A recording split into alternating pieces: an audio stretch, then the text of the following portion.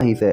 जिसके बाद ले सालोंग और सभी लोग इस एपिसोड में जो यान की तरफ देखते हैं और जान को कांग्रेचुलेशन कहते हैं कि ले भाई तुझे स्काई फायर चाहिए थी, स्काई फायर मिल गई।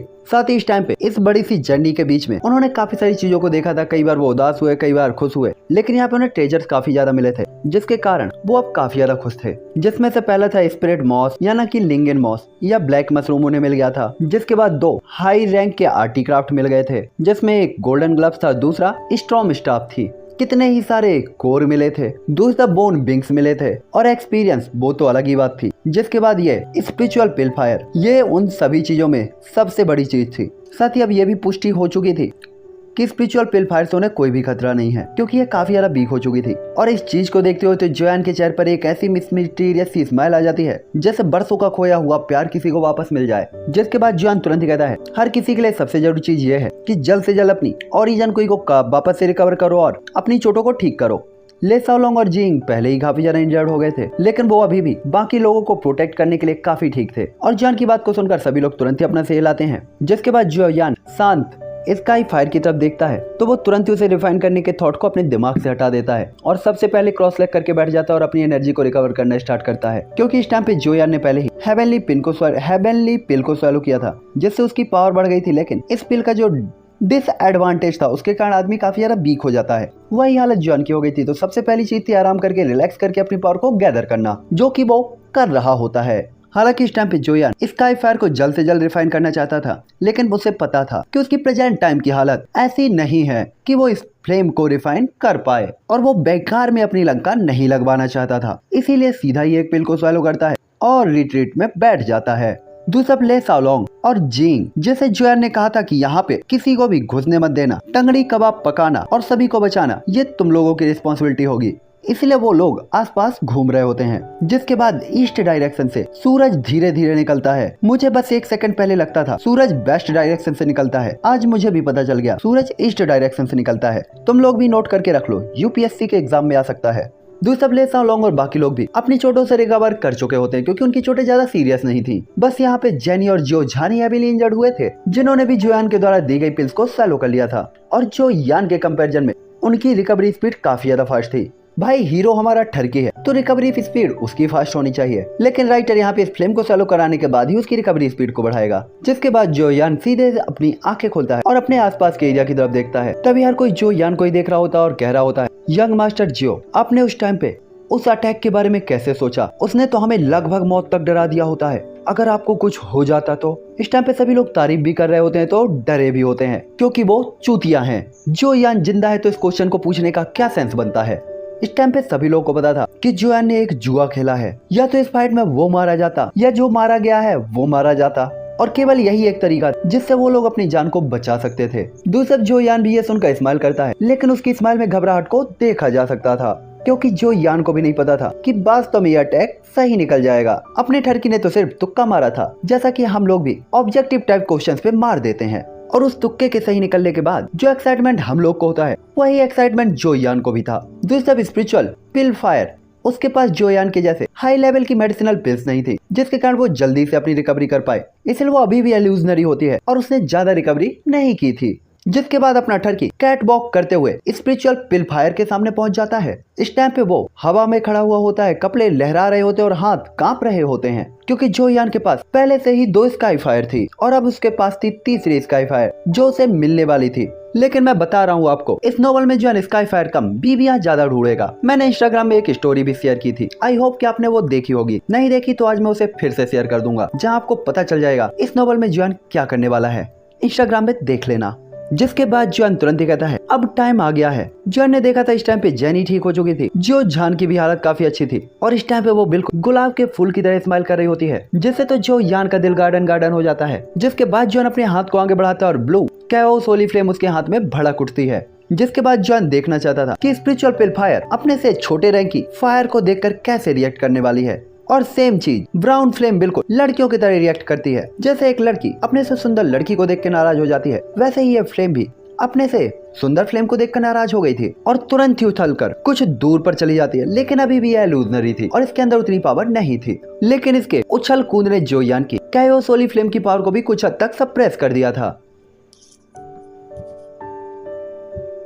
जिसके बाद जॉन डायरेक्ट इस फ्लेम को यहीं पे पकड़कर लपेटते हुए स्वैलो तो नहीं करना चाहता था। इसीलिए जोयान अपनी दिव्य दृष्टि से इस माउंटेन को स्कैन करते हुए कहता है, हम उस जगह पर जाएंगे जहाँ पे जायंट एप रहा करता था। वो जगह मुझे स्पिल रिफाइनिंग के लिए काफी अच्छी लग रही है, तो मैं इस फ्लेम को वहीं रिफाइन करूंगा। शौक भी बड़ी चीज है, हमारा जहाँ मन करेगा हम वही करेंगे। मैं फ्लेम रिफाइन की बात कर रहा हूँ, चलो आगे चलते हैं। साथ ही जॉन को अच्छी तरीके से याद था कि यह जो स्पिरिचुअल पिलफायर थी बार बार उसी माउंटेन की तरफ भाग रही थी, तो जॉन ये भी देखना चाहता था कि उस माउंटेन में आखिरकार ऐसा है क्या। इसलिए जॉन बिना किसी बात को याद किए हुए तुरंत ही उठता और 3000 लाइटिंग मूवमेंट उसके पैरों में साइन होती है और उसी टूटे फूटे पहाड़ की तरफ जॉन बढ़ जाता है, जहाँ पे चारों तरफ पेड़ टूटे हुए डले हुए होते हैं। आधा जंगल जल चुका था, सूखी रेत चारों तरफ बिखरी हुई होती है। ऐसा लग रहा था कि अतीत में ये हरा भरा जंगल प्रेजेंट टाइम पे थार का रेगिस्तान हो गया है। थार से याद आया, कोई मुझे थार गिफ्ट कर दो, क्योंकि वो मेरी ड्रीम कार तो नहीं है बट मेरे औकात के अंदर की वही कार है। हालांकि अभी की हालत को देखते हुए तो मैं टाटा नैनो भी नहीं खरीद सकता। जिसके बाद जॉन आगे बढ़ते हुए एक गिरे हुए पेड़ की तरफ देखता है, जहाँ पे एक केप थी जिससे गर्म हवा के झोंके बाहर निकल रहे होते हैं, जिससे तो जॉन के नाक के बाल भी जल गए होते हैं। जिसके बाद जॉन कहता है, मैंने तो सोचा था कि इस जगह को खोजने में मुझे काफी मेहनत करनी पड़ेगी, लेकिन इस स्काई फायर के साथ जुड़े हुए होने के कारण मुझे इस जगह को ढूंढने में ज्यादा मेहनत नहीं लगी और मैंने तो इसे इतनी आसानी से ढूंढ लिया। ये बंदा खुद पे ही शक कर रहा है कि मैंने ये जगह इतनी जल्दी कैसे ढूंढ ली। वाह, जैसे BDTH1 पे ये शक कर रहा था, मेरा बच्चा जियो 5 साल बाद कैसे पैदा हो सकती है, इसे तो 9 महीने बाद पैदा होना चाहिए था। जिससे हमें पता चलता है जोयान के अंदर शक करने का कीड़ा है। पता नहीं भैया, आज ऐसा एक एक्सप्लेन करने का मूड कहे है, बट आज ऐसे एक्सप्लेन करते हैं, ठीक है, एडजस्ट कर लेना। आज ज्यादा नाराज होने वाली तरीके से एक्सप्लेन कर रहा हूँ, बट आज इसी में मजा आ रहा है। अलग ही माइंड सेट है मेरा, तो तुम लोग को भी थोड़ा सा अलग तरीका मिल रहा है, तो इसे एंजॉय करो बस। हाँ, बीच बीच में थोड़ा सा ज्यादा बोल रहा हूँ, लेकिन इसे भी एडजस्ट कर लेना। कभी कभी विकाद एपिसोड माइंड फ्रेशनर होने चाहिए, है ना।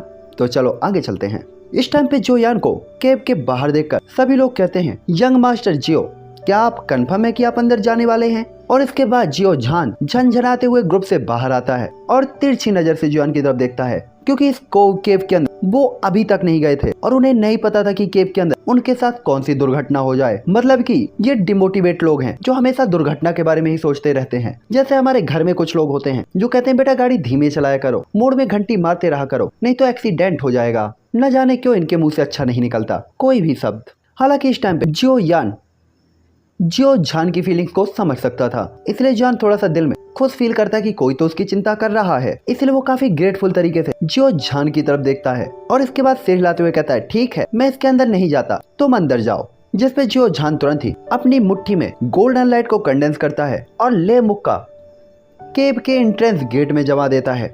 यहाँ पे हर कोई जानता था कि ये जो एंट्रेंस गेट दिख रहा है ये रियल एंट्रेंस गेट नहीं होना चाहिए, वरना ये इतने बड़े पेड़ के नीचे दिखाई ही नहीं देता। लेकिन क्योंकि वो एक ही जगह पर थे, इससे कोई फर्क नहीं पड़ता वो कहाँ से एंटर करते हैं। तभी जो झान का पंच एंट्रेंस गेट से टकराता है और वहाँ पे लगी हुई हार्ड आइस की लेयर ब्लास्ट हो जाती है, जिससे इतनी बड़ी खाई में बदल जाती है कि 2 लोग उसमें आराम से एंटर कर सकते थे।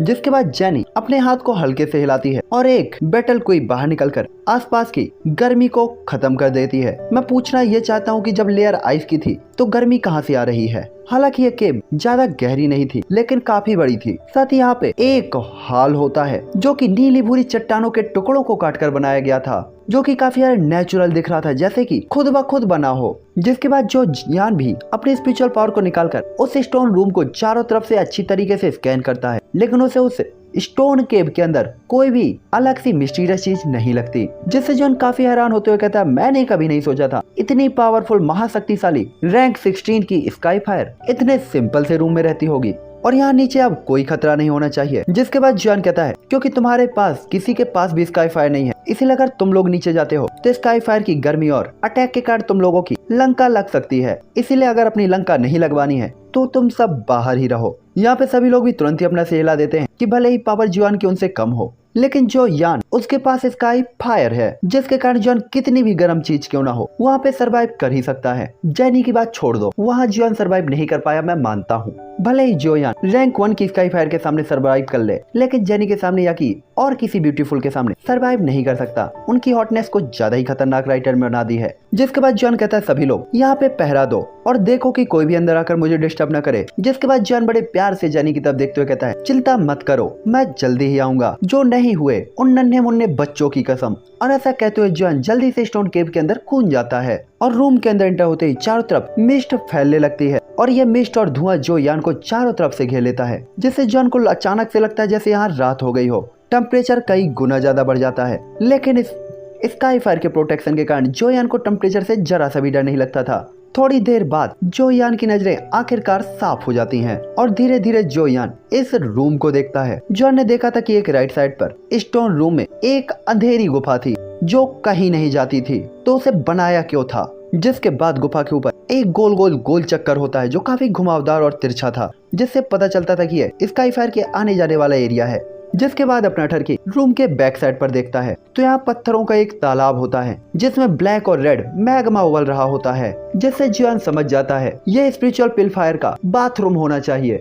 इसलिए जॉन समझ गया था कि जब वो थक गया था तो वो यहाँ क्यों आना चाहता था, क्योंकि वो वास्तव में यहाँ पे नहाकर अपने आप को फ्रेश करना चाहता था, एकदम तरोताजा। क्योंकि ये जगह अर्थ के केंद्र यानी कि सेंटर में फायर से जुड़ा हुआ था, जहाँ पे फायर एनर्जी काफी स्ट्रॉन्ग थी। इसलिए यहाँ पे स्काई फायर अपनी पावर को काफी इजीली और स्पीड के साथ अपनी एनर्जी को रिकवर कर सकती थी। हालांकि जॉन इस जगह को देखकर काफी एक्साइटेड हो रहा होता और खुश हो ही रहा होता कि तभी उसके हाथ से जो स्पिरिचुअल पिल फायर होती है अपने मुंह से उसके हाथ को काटकर हाथ से उछल जाती है। और ऐसा लग रहा था कि जैसे इस स्काई फायर ने फील कर लिया हो कि ये उसका घर है और वो काफी ललचाई हुई नजरों से अपने घर को देख रही होती है। दूसरी तरफ इस फ्लेम को बेहोशी से जागते हुए देखकर अपना टर्की घबरा जाता है और तुरंत ही अपनी कैओस होली फ्लेम को फेयर करते हुए इस फ्लेम के ऊपर अटैक करने के लिए कूद पड़ता है। लेकिन इस फ्लेम की पावर के सामने और अपने घर में तो कुत्ता भी शेर होता है, फिर तो ये फ्लेम ऑलरेडी शेर थी। जॉन का कोई भी काम नहीं आता। इसलिए जॉन कहता है ऐसा लगता है कि मुझे जल्द से जल्द इसे रिफाइन करना होगा, वरना बार बार मुझे ऐसे मौके नहीं मिल सकते।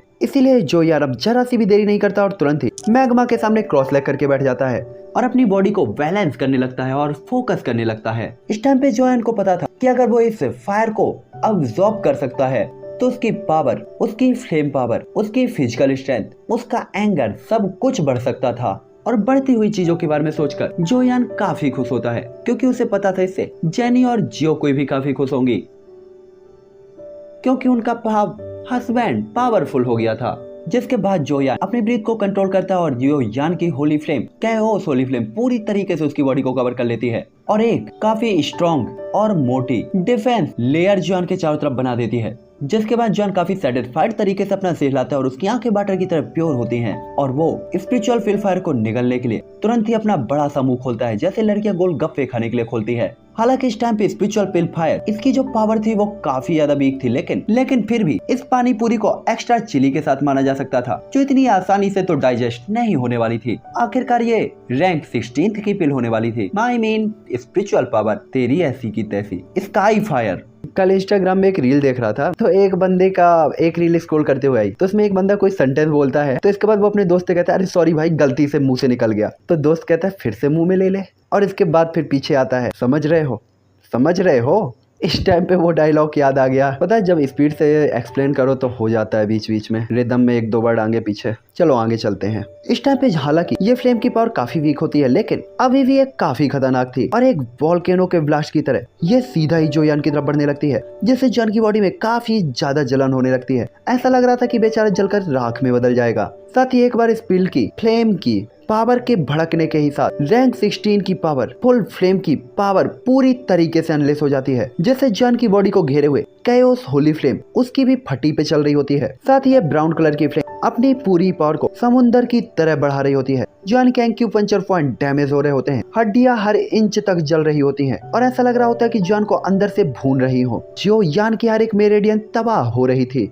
और जॉन को इतना तेज दर्द हो रहा था कि जो यान जोर जोर से चिल्ला रहा होता है। बाकी चिल्लाने की आपने आवाजें तो कई टाइप की एज्यूम कर रखी हैं, कोई सी वाली भी एज्यूम कर लो। इस टाइम पे जो यान लगभग ठंडे पसीने से घिरा हुआ होता है, कपड़े पूरे पसीने से भीगे हुए होते हैं और जॉन की बॉडी से चिपके हुए होते हैं। हड्डियां जल गई लेकिन कपड़े नहीं जले, हल्के की पैंट से बने थे क्या। साथ ही साथ स्काई फायर जो कि अभी भी इतनी वीक थी फिर भी उसके अंदर ऐसी पावर थी, ये देखकर तो जॉन हैरान था कि अगर ये अपने पीक लेवल पर होती तो कैसी होती। और इसके बारे में सोचते ही जो यान अपने दांतों को कसकर जकड़ लेता है, जिसके बाद जॉन अपने आप को मोटिवेट करते हुए खुद से ही कहता है कि याद कर जो यान, तू डूझे से लेकर डाउ डी तक कितनी सारी चीजों को बर्दाश्त करते हुए आया है, तूने कितने दर्द झेले हैं, कितनी बार तेरी हड्डियां जली, कितनी बार तुझे मौत के घाट उतारा गया, कितनी बार तू जिंदा हुआ, कितनी बार तूने डिजास्टर का सामना किया। तू इतनी जल्दी हार नहीं मान सकता। यह खुद में ही संदीप माहेश्वरी था जो खुद को ही मोटिवेट कर रहा था और मोटिवेट हो भी जाता है। आंखें कमिटेड हो जाती हैं और साइन करने लगती हैं, जिसके बाद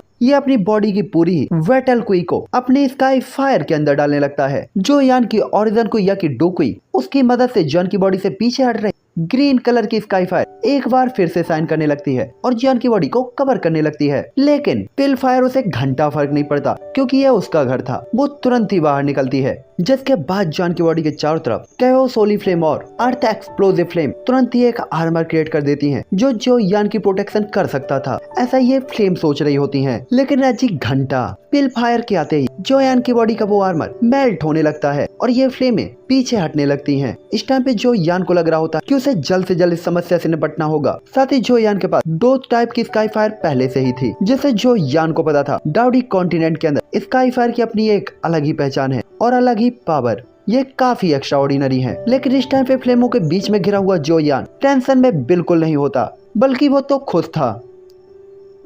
हालांकि इस टाइम पे जो यान की जो अर्थ एक्सप्लोसिव फ्लेम थी उसकी अटैक एबिलिटी इतनी अच्छी नहीं थी, लेकिन जॉन इस टाइम पे इसका यूज करना चाहता था केवल पिल फायर को अब्सॉर्ब करने और उसकी पावर को बढ़ाने के लिए। दोस्तों वास्तव में पिल फायर ने भी कभी भी नहीं सोचा होगा कि वो जगह जहाँ पे वो पैदा हुई थी, पली थी, बढ़ी थी, रही थी, वास्तव में वो स्थान बन जाएगा जहाँ जो यान उसे अब्सॉर्ब करने वाला है। साथ ही उसे ये भी पता था कि जॉन ने अगर इस जगह को खोजा है तो वो केवल इसलिए है क्योंकि उसके पास स्काई फायर है। और इस टाइम पे जो यान के बॉडी के अंदर स्पिरिचुअल पिल फायर चारों ओर बह रही होती है, अपनी ब्राउन कलर की फ्लेम बहरा रही होती है, जॉन के इनर ऑर्गन्स को जला रही होती है। साथ ही जो यान की बॉडी के इनर ऑर्गन्स को जब ये फ्लेम टच कर रही होती है तो सेम वैसा ही रिएक्शन होता है जैसा कि गर्म तेल की कड़ाही में पानी की बूंदे डालने पर होता है। और इस टाइम पे ये दर्द काफी खतरनाक होता है और जॉन तो बस चिल्लाए ही जा रहा होता है। साथ ही जॉन के हैंड प्रिंट सील भी तेजी से बदल रही होती है और जो यान अपनी कैओस होली फ्लेम को पूरी उम्मीद के साथ इसे रोकने के लिए और अब्सॉर्ब करने के लिए यूज करना चाहता होता है। साथ ही जो यान के एनर्जी स्काई फायर के साथ ऐसे सर्कुलेट होती है जैसे कि सैकड़ों नदियां समुद्र में लौट रही हो। और जो यान की पावर के सपोर्ट के साथ ही कैओस होली फ्लेम भी वापस से पावरफुल हो जाती है और पूरी बॉडी को कवर करने लगती है। और यहाँ पे जो यान भी जरा सा रुकने की हिम्मत नहीं करता और अपनी स्पिरिचुअल पावर को चारों तरफ फैलाने लगता है और बॉडी के हर एक पार्ट को अपने स्पिरिचुअल पावर के साथ कंट्रोल कर रहा होता है और स्काई फायर को भी। साथ ही इस टाइम पे जॉन की spiritual power soft, fast, slow और स्पीड हर एक चीज का यूज करते हुए जॉन की बॉडी को बैलेंस करने की पूरी कोशिश कर रही होती है। साथ ही इसकी स्पीड इतनी तेज होती है कि वो जॉन के पूरे मेरिडियन से ब्राउन कलर की फ्लेम को अलग कर देती है। लेकिन तभी ये देखते हुए स्पिरिचुअल पिल फायर को अपना अपमान लगता है और वो तुरंत ही अपने टेम्परेचर को प्रोड्यूस करते हुए लाइट की कई चेन्स में बदल जाती है और काफी हाई टेम्परेचर के साथ वेटल क्वी को जो यान की मेरिडियन के साथ जलाना शुरू कर देती है। साथ ही साथ वो जॉन की पावर और रेजिस्टेंस से थोड़ा सा उदास भी होती है। उसे उम्मीद नहीं थी जॉन इतना पावरफुल हो सकता है। दूसरी तरफ जो यान फटने वाले दर्द को सहन करता है, जिसके बाद जो यान इस ग्रे कलर की फ्लेम से लड़ने के लिए अर्थ एक्सप्लोसिव फ्लेम का यूज करता है और उसे तुरंत ही एक्टिवेट करता है, जिससे जो यान की बॉडी के अंदर दो कलर की एनर्जी साइन होती है जैसे कि ये एक दूसरे से टकरा रही हो और कोई दूसरा किसी दूसरे के बॉर्डर के अंदर एंटर हो गया हो। जहाँ पे स्पिरिचुअल स्काई फायर कह रही होती है बहुत जगह है, लेकिन अर्थ एक्सप्लोसिव फ्लेम कह रही होती है नहीं जगह है, और यही इनके बीच में फाइट हो रही होती है। हालांकि ब्राउन कलर की जो ये पिल फ्लेम थी ये काफी ज्यादा होशियार थी, लेकिन इस टाइम पे इसने अपनी बुद्धि खो दी होती है और वीक होने के कारण ये काफी क्रूअल तरीके से बस पागलों की तरह अटैक करना चाहती थी। साथ ही जो यान की कैओस होली फ्लेम और अर्थ एक्सप्लोसिव फ्लेम एक फ्यूजन फ्लेम थी जिनका ग्रेड थोड़ा कम था, लेकिन एनर्जी की मदद के कारण ये अभी भी उस फ्लेम को चैलेंज करने में कैपेबल थी। साथ ही इनमें से किसी के पास भी कहीं और जाने का कोई भी रास्ता नहीं था। ये केवल जो यान की बॉडी के अंदर ही लड़ झगड़ सकती थी और जो यान की ही लंका इसमें लगने वाली थी। हालांकि इस टाइम पे जॉन काफी खुश होता है कि वास्तव में उसे काफी फायदा हुआ था, बस टाइम था इस फ्लेम को रिफाइन करने का। उसके बाद उसकी जिंदगी मस्त रापचिक कन टाप हो जाएगी, ललन टाप हो जाएगी, ऐसा जो यान सोच रहा था। लेकिन तभी जॉन को फील होता है जैसे उसकी मेरिडियंस मेल्ट हो रही हो, उसकी नसों को जलाया जा रहा हो, जिससे तो जॉन को दिन में भी रात जैसा दिखने लगता है। चेहरा बिल्कुल ठंडा पीला होता है, पसीने की कोई बूंद ही नहीं रह गई थी, जिससे जॉन तुरंत ही अपनी फ्लेम को अपने एक्यूपंक्चर पॉइंट के साथ फ्लो कराने लगता है और यह फ्लेम जो यान के एक्यूपंक्चर पॉइंट से रिलीज होने लगती है। लेकिन इस चक्कर में जॉन के एक्यूपंक्चर पॉइंट की भी तंदूरी बन जाती है और वो काफी डैमेज हो जाते हैं। लेकिन जो यान को पता था ये कोई बड़ी बात नहीं, अगर एक बार इस फ्लेम को रिफाइन कर लिया तो उसके बाद ये छोटी मोटी चोटें अपने आप ही ठीक हो जाएंगी। इसलिए जॉन यहाँ पे दर्द में भी मुस्कुरा रहा होता है, जिसके बाद जो यान अपनी पूरी पावर का यूज करते हुए स्पिरिचुअल पिल फायर को कंट्रोल करने की कोशिश करता है। लेकिन इस टाइम पे ऐसा लग रहा होता है कि स्पिरिचुअल पिल फायर जॉन की बॉडी से किसी भी हालत में भागना चाहती हो। साथ ही जॉन की बॉडी का ब्लड भी काफी चिपचिपा लिक्विड फॉर्म में बदल गया होता है, आई मीन लिक्विड नहीं जेली फॉर्म में। ये भी इसी फ्लेम के टेम्परेचर के कारण था। साथ ही जोयान की ऑर्गन्स की जो लाइफ पावर थी वो काफी ज्यादा बढ़ती जा रही होती है और इस टाइम पे जॉन को अपने गले में काफी मिठास फील होती है, क्योंकि ब्लड जोयान के गले तक आ गया होता है। जिसके बाद जोयान कहता है लगता है पानी सिर के ऊपर जा रहा है और अपनी एज्योर कैओस होली फ्लेम के साथ तुरंत ही पिल फ्लेम को लपेट लेता है। और दूसरी तरफ बिना बुलाए मेहमान की तरह अर्थ एक्सप्लोसिव फ्लेम भी दौड़ पड़ती है अपनी नई सौतन के पास उसे कंट्रोल करने के लिए और उनके बीच एक खतरनाक टक्कर स्टार्ट हो जाती है। साथ ही इन दो बड़ी फ्लेमों के बीच की लड़ाई जोयान के लिए तो हजारों तीरों की तरह थी जो बार बार उसके हार्ट को छेद रहे थे, लेकिन अपना टर्की कर भी क्या सकता था, बेचारा बेबस था। इस टाइम पे जॉन की बॉडी लगातार कांप रही होती है, उसके काले कपड़े खून से लथपथ होते हैं और इस टाइम पे टाइम पानी की तरह बीत रहा होता है और टाइम के बीतने के ही साथ जोयान धीरे धीरे खुद को शांत करता है और एक स्टैचू की तरह बिल्कुल ही शांत हो जाता है। और इस टाइम पे जॉन की बॉडी में कंटिन्यू स्पिरिचुअल पिल फायर दो फ्लेमों से लड़ते हुए काफी ज्यादा वीक हो गई होती है। साथ ही कैओस होली फ्लेम के घेरे के अंदर उसकी बार कंटिन्यू डेन होती जा रही होती है और धीरे धीरे ये अपनी एनर्जी को खोती जा रही होती है और छोटी होती जा रही होती है। साथ ही लास्ट तक रेजिस्ट करते हुए ये गेंद की तरह सिकुड़ जाती है। दूसरी जोयान आउटर वर्ल्ड में उसकी आंखें खुशी से साइन हो रही होती हैं और वो एक गहरी सांस लेते हुए स्काई फायर को इकट्ठा करता है और तुरंत ही स्पिरिचुअल पिल फायर की तरफ दौड़ पड़ता है। हालांकि ये देखकर स्पिरिचुअल पिल फायर थोड़ा सा मूवमेंट करती है, लेकिन इसके बाद वो कांपते हुए शांत हो जाती है और पूरी तरीके से कंट्रोल में आ जाती है। जिसके बाद जॉन अपनी बॉडी के अंदर इस फ्लेम को देखता है तो ये इतनी ज्यादा प्योर होती है कि इसका कोई भी कलर ही नहीं था, बस ब्राउन कलर के एम्बर क्रिस्टल की तरह जॉन की बॉडी में ये दिख रहा होता है। साथ ही इस फ्लेम के ओरिजिन के साथ काफी ह्यूज क्वांटिटी में लाइफ पावर निकलती है। हालांकि उसी टाइम पे जैसे ये फ्लेम जॉन की बॉडी के अंदर गई थी, उसी टाइम पे इस ग्रे फ्लेम के क्रिस्टल में हल्का सा फ्लक्चुएशन होता है और जो यान के माइंड में काफी ह्यूज क्वांटिटी में इंफॉर्मेशन आने लगती है। साथ ही स्पिरिचुअल पिल फायर काफी लॉन्ग टाइम से म्यूटेशन के बाद एशियंट बीस्ट के लिए एक होली फायर के तरीके से बदल गई होती है। हालांकि इस फ्लेम की अटैक एबिलिटी तो ज्यादा अच्छी नहीं थी, लेकिन डिफेंस एबिलिटी काफी स्ट्रिक्ट थी। साथ ही लाइफ पावर को भी काफी स्पीड के साथ रिकवर करा सकती थी और आपकी चोटों और घावों को भी बहुत जल्दी ठीक कर सकती थी। साथ ही एल्केमी में पिल रिफाइनिंग के लिए भी ये काफी यूजफुल फ्लेम होने वाली थी, जिसपे जॉन स्माइल करता है और थोड़ा सा उलझन में होता है। जिसके बाद जॉन स्माइल करते हुए बाकी की 9 पहाड़ियों को खोजने और स्पिरिचुअल पिल फायर के 9 एल्यूजनरी क्लोन को सबको डराने के उस मूवमेंट को याद करता है तो अचानक की स्माइल और भी ज्यादा बढ़ जाती है। तभी एक धीमी आवाज आती है, बच्चे तुमने अच्छा किया, जो यान को उसके थॉट के साथ रोक देती है। तभी जॉन कहता है, कौन है भाई? तभी जो यान की नजर रूम के अंदर तैर रहे ओल्ड जान की तरफ जाती है। तभी जॉन कहता है, वैसे तो तुम मुंह उठा के बिना बुलाए आ जाते हो, लेकिन उस टाइम पे जब मैं उस बीस्ट से लड़ रहा था, स्काई फायर से लड़ रहा था, बुरी तरीके से पिट रहा था, तब तुम कहाँ थे? तुम दिखाई तक नहीं दिए। जिसपे ओल्ड जान तुरंत ही हमारे बिगड़े हुए दोस्त की तरह सफाई देते हुए कहते हैं, केवल तुम गिरकर ही उठना सीख सकते हो, पिट के ही पीटना सीख सकते हो, अपने दम पे ही तुम पावरफुल हो सकते हो। इसीलिए मैं तुम्हारी मदद के लिए नहीं आया, क्योंकि मुझे यकीन था कि तुम उसे पेल दोगे, और अगर तुम हमेशा मेरे ही पीछे रहे तो तुम चिड़िया से ईगल कैसे बन पाओगे।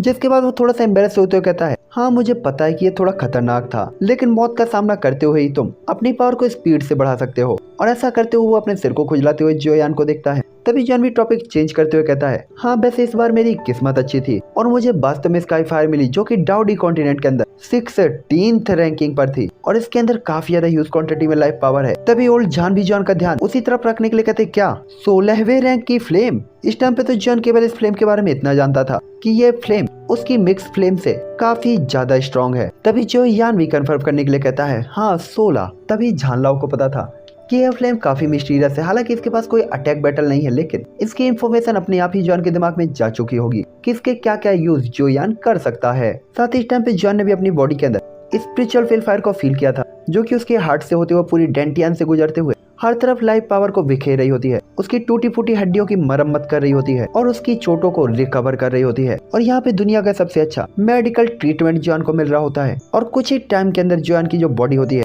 वो चोटों से रिकवर हो चुकी होती है। और इस टाइम तक जो यान अनबीटेबल पावर से भरा हुआ खुद को फील कर रहा होता है। जिसके बाद जॉन कहता है हालांकि ये उसकी KO सोली फ्लेम से केवल 2 ही रैंक ज्यादा है, लेकिन वास्तव में इसकी रिकवरी स्पीड तो काफी स्ट्रॉन्ग है और इस फ्लेम को तो स्काई फायर में अनबीटेबल कहा जा सकता है। और ऐसा कहते हुए अपना टर्की काफी खुश होता है। दूसरा पोल जान जो यान को इतना एक्साइटेड देखकर उस स्टोन फ्लोर के पीक एरिया की तरफ देखते हैं और उनकी मोटी आंखें ब्राउन स्टोन की लेयर को देख रही होती है। दूसरी तरफ इस केव की प्रोटेक्शन में लगे हुए जो जान और ले सालों काफी बढ़िया तरीके से जो यान का वेट कर रहे होते हैं और इस जगह को प्रोटेक्ट कर रहे होते हैं। दूसरी तरफ इस टाइम पे जेनी भी लेफ्ट राइट आगे पीछे ऊपर नीचे घूम रही होती है और उसके चेहरों पे चिंता को साफ साफ देखा जा सकता था। वो जान को लेकर अभी भी काफी डरी हुई होती है। साथ ही उसका दिल अभी भी उससे कह रहा होता है कि जो यान ठीक है, लेकिन बंदी अभी भी नहीं मान रही होती। जिसके बाद हमें केव के अंदर का सीन दिखाया जाता है जहाँ पे ठान लाओ जान से कहते हैं तुम्हारी पावर अभी भी ठीक है और तुम्हें कोई खतरा नहीं है। देखो अगर तुम जल्दी से स्काई फायर को रिफाइन कर लेते हो तुम्हारी ताकत बढ़ जाएगी और तुम बिना किसी झिझक के रास्ते पे चल पाओगे। और इससे कहते हुए वो अपनी पूरी बात को कंप्लीट कर ही पाते कि वो एल्यूजनरी होकर गायब हो जाते हैं। और गायब होते हुए वो कहते हैं जेनी की तरफ देखते हुए भाई वो लड़की काफी सुंदर है, मुझे उम्मीद है तू उसे ज्यादा इंतजार नहीं कराएगा, तो थोड़ा जल्दी कर लियो। और ऐसा कहते हुए वो हंसते हुए यहाँ से गायब हो जाते हैं। ये तो साला अपन से भी बड़े ठरकी निकले यार। तभी जो यान की तो पूरी बॉडी ही अकड़ जाती है और उसके दिमाग में तुरंत ही जेनी का फिगर आता है और दिल तो गार्डन गार्डन हो जाता है। तभी झान लाओ की आवाज आती है, अबे ज्यादा खुश मत हो, इस मोमेंट में अभी भी बच्चों के लिए प्यार करने का टाइम नहीं है, अपना काम कर इसके बाद प्यार करना, पहले अपनी पावर को सुधारना जरूरी है। जो सुनकर जो यान भी तुरंत ही सिर हिलाता है क्योंकि उसे पता था ये मुद्दा ज्यादा जरूरी है। जिसके बाद जोयान तुरंत ही अपने आप को शांत करते हुए अपनी पूरी बॉडी को चेक करता है तो स्पिरिचुअल फील्ड फायर ने शांत होने के बाद उसकी पूरी बॉडी को रिकवर कर दिया होता है, चोटों की मरम्मत कर दी थी। जिसके बाद जोयान अपने दिमाग को कंट्रोल करते हुए स्पिरिचुअल फील्ड फायर को अपने डेंटियन में जाने का ऑर्डर देता है, जहाँ पे जोयान की यह फ्लेम चुपचाप जोयान की डेंटियन में तैर रही होती है, आने वाले खतरे से पूरी तरीके से अनजान तरीके से काफी खुश तरीके से यहाँ घूम रही होती है। तभी जो यान यहाँ पे अपनी KO सोली फ्लेम और अर्थ एक्सप्लोसिव फ्लेम को लाता है और उससे रिक्वेस्ट करता है कि इसके साथ फ्यूज हो जाओ, जैसे कोई लड़का लड़की को प्रपोज कर रहा हो। हालांकि KO सोली फ्लेम इस फ्लेम के करीब आना चाहती थी, लेकिन जोयान उतना ही ज्यादा बेचैन होता जा रहा होता है। हालांकि अभी भी ये ब्राउन कलर की काफी शांत होती है और कोई भी रिएक्ट नहीं करती, लेकिन रैंक 16वीं 16th रैंक की स्काई फायर का सामना करते हुए जोयान तो लापरवाही नहीं कर सकता था। इसलिए वो अपनी पूरी की पूरी स्पिरिचुअल पावर से अपनी पूरी डेंटियन को कवर करते हुए अपनी स्काई फायर को कवर करने लगता है और इतनी नजदीक पे तो KO सोली फ्लेम भी कांपने लगी थी, जिससे जो यान को भी हल्की सी बेचैनी फील होती है। तभी स्पिरिचुअल फील्ड फायर की जो ब्राउन फ्लेम होती है वो धीरे धीरे स्ट्रॉन्ग होने लगती है और जैसा कि रैंक 16th की स्काई फायर से उम्मीद की गई थी, ये फ्लेम अपने वर्चस्व को नहीं खोना चाहती थी और इसके पास खुद को प्रोटेक्ट करने के अपने तरीके थे। लेकिन यहाँ पे जो यान भी हार नहीं मानता और अपनी KO स्काई फायर को कंट्रोल करते हुए धीरे धीरे आगे बढ़ रहा होता है। इस टाइम पे जान धीरे धीरे इन दोनों ही फ्लेमों की दोस्ती कराने की पूरी कोशिश कर रहा होता है, बार बार इन्हें मिलवा रहा होता है। हालांकि काफी टाइम की मेहनत के बाद आखिरकार स्पिरिचुअल फील्ड फायर को भरोसा हो जाता है कि ये फ्लेम उसके लिए खतरनाक नहीं है, इसीलिए ये धीरे धीरे शांत हो जाती है। ये राइटर लड़की पटाने का तरीका बता रहा है क्या? पहले रिजेक्ट करेगी, नाराज होगी, तुम हार मत मानो, आगे पीछे घूमते रहो, भरोसा दिलाओ, उसे फील होना चाहिए कि उसे तुमसे कोई खतरा नहीं। हमारा राइटर लव गुरु भी है। वाओ, 2 शब्द राइटर के नाम पे जरूर लिख देना। हालांकि जैसे स्पिरिचुअल फील्ड फायर शांत होती है, जो यान खुश हो जाता है और तुरंत ही उसकी KO सोली फ्लेम निगल लेती है स्पिरिचुअल स्काई फायर को, भरोसे की वाट लगा दी। ये कौन सा प्यार है? पहले प्यार करो, भरोसा दिलाओ और फिर उसी को निपटा दो। गजब प्यार था राइटर का। हालांकि इस फ्लेम को सैल्यू करते ही KO सोली फ्लेम काफी ज्यादा खतरनाक तरीके से नाराज हो गई होती है और पूरी तरीके से इसे रिफाइन करने और फ्यूज करने की कोशिश कर रही होती है, फुल जोर जबरदस्ती। साथ ही जो यान भी यहाँ पे फुल गाइडेंस देते हुए अपनी स्पिरिचुअल पावर के साथ गाइड कर रहा होता है। हालांकि यहाँ पे स्पिरिचुअल स्काई फायर भी कमजोर नहीं होती और पूरी ताकत से फाइट बैक कर रही होती है, लेकिन बेचारी यहाँ पे पूरी तरीके से चंगुल में फंस गई थी। दूसरी तरफ जो यान की भुएं कसकर सिकुड़ी हुई होती हैं, उसे इस फाइट के कारण पूरी तरीके से काफी जलन फील हो रही होती है, स्किन रेड हो गई होती है और खून बहने लगा होता है। पूरे ही एक्यूपंक्चर पॉइंट इतने ज्यादा गर्म हो गए होते हैं कि जो यान बिल्कुल उसके ऊपर अपन डोसा बना सकते थे। साथ ही साथ ये पूरा का पूरा रूम बिल्कुल धुएं से भर गया होता है। साथ ही इस गर्मी ने तो पूरे के पूरे रूम को झुलसा दिया होता है। जो यान के होंठ फटे हुए होते हैं, आंखें बाहर आ गई होती हैं। साथ ही जॉन की बॉडी के अंदर का जो वाटर लेवल था वो काफी लो हो गया था, क्योंकि पानी तो भाप में बन गया होता है। साथ ही इन दोनों फ्लेम की टक्कर के कारण जॉन को काफी पेन हो रहा था, जैसे 3600 सुइयां जो यान की बॉडी में चुभ हो ही जा रही हो, जिससे जॉन जोर जोर से चिल्ला रहा होता है। जो यान ने कभी भी नहीं सोचा था कि वास्तव में स्काई फायर को रिफाइन करना इतना ज्यादा कठिन होगा। हालांकि यहाँ पे स्पिरिचुअल स्काईफायर कैओस होली फ्लेम के बैरियर को तोड़ना चाहती थी, लेकिन कैओस होली फ्लेम पूरी तरीके से इसे रोकने के लिए अपनी पूरी पावर का यूज करती है। और कुछ टाइम की फाइट के बाद जो यान की स्पिरिचुअल पावर के सपोर्ट के साथ और अर्थ फायर के सपोर्ट के साथ ब्राउन कलर की फ्लेम को आखिरकार ये लोग सप्रेस कर ही देते हैं, जिससे इनके बीच की टक्कर धीरे धीरे कम हो जाती है और ये फ्लेम्स एक साथ फ्यूज होने लगती हैं। और इस टाइम पे स्काईफायर ग्रे कलर की फ्लेम को स्वेलो कर रही होती है और धीरे धीरे रिफाइन कर रही होती है। लेकिन इसी चक्कर में जॉन को काफी पेन भी हो रहा होता है, क्योंकि आखिरकार ये प्रोसेस इतनी भी इजी नहीं थी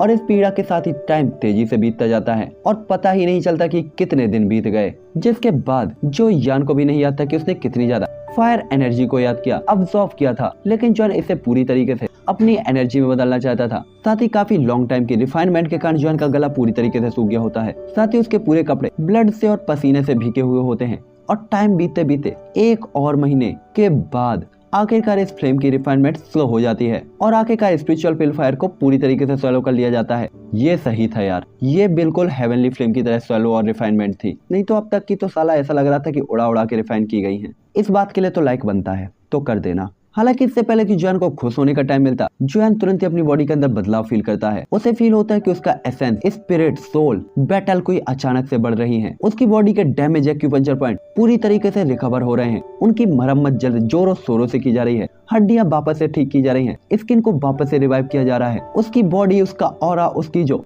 पावर बुरी तरीके से खत्म हो चुकी होती है, उसे धीरे धीरे वापस से रिकवर किया जा रहा होता है और आसपास की एनर्जी को चारों तरफ से अब्सॉर्ब करते हुए जो जॉन की बॉडी को डाला जा रहा, जॉन की बॉडी में डाला जा रहा होता है और उसकी बॉडी और उसकी बोन्स को रिफाइन करते हुए उसे स्ट्रॉन्ग किया जा रहा होता है। इस टाइम पे जॉन की स्किन, मांस, बोन्स, डेंटियंस और मेरेडियंस सब कुछ को रिफाइन करते हुए उसे वापस से रिवाइव कर दिया गया था और उनकी मरम्मत कर दी गई थी, जिससे जॉन को अपनी बॉडी के अंदर काफी पावरफुल पावर फील होने लगती है। जिसके बाद जॉन का ऑरा धीरे धीरे बढ़ना स्टार्ट होता है और जो यान बहुत कम टाइम के अंदर ही डाउडी 3 स्टार के इंटरमीडिएट लेवल को ब्रेक थ्रू कर लेता है, जिससे जॉन को भी ट्रस्ट नहीं होता कि वास्तव में वो इतनी आसानी के साथ डाउडी 3 स्टार के इंटरमीडिएट लेवल को ब्रेक थ्रू कर चुका है। साथ ही अब उसकी बॉडी में कोई भी थकावट नहीं थी। साथ ही अभी उसकी बढ़ती हुई पावर रुकी नहीं थी और इसी के साथ ही ये बढ़ती हुई पावर धीरे धीरे जो यान को डाउडी 3 स्टार के लेट स्टेज तक ले जाती है। साथ ही जो यान का पावरफुल और चारों तरफ फैल रहा होता है। इस टाइम पे जॉन की जो बोन्स थी वो भी काफी ज्यादा हार्ड हो चुकी होती है और फिजिकल स्ट्रेंथ भी काफी ज्यादा बढ़ चुकी होती है। साथ ही अपनी बॉडी में हुए चेंजेस को फील करते हुए जो यान काफी हैरान होता है। साथ ही उसे अपनी पावर के साथ ऐसा फील हो रहा होता है जैसे वो बादलों को और धरती को अपने हाथ के साथ चीर सकता है। जिसके बाद जॉन तुरंत ही खड़े होते हुए अपनी बॉडी को सेव करते हुए कहता है, आखिरकार 3 स्टार लेट स्टेज की पावर, और अपनी मुट्ठियों को बांधते हुए काफी ज्यादा ह्यूज क्वांटिटी में पावर को फील करता है। साथ ही जोयान केवल एक ही बार के अंदर 3 स्टार के स्टार्टिंग लेवल से लेट स्टेज तक पहुंच गया था, जहां तक पहुंचने के लिए लोगों को कम से कम 10,000 या कि उससे ज्यादा टाइम तक का कल्टीवेशन लगता था। जिसके बाद जोयान अपनी फ्यूजन स्काई फायर को अपने हाथ में पेयर करता है। जॉन को पता था कि इस स्काई फायर की पावर काफी ज्यादा होनी चाहिए। तभी जो यान के हाथ में डार्क ब्लू और ब्राउन कलर की फ्लेम की फ्यूजन फ्लेम जॉन के हाथ में आ जाती है और इस टाइम पे जॉन की फ्लेम का कलर ब्लू ब्राउन होता है, जो काफी आइकॉनिक लग रहा होता है। तो चलो गाइस, इसी के साथ अब ये एपिसोड यहीं पे एंड कर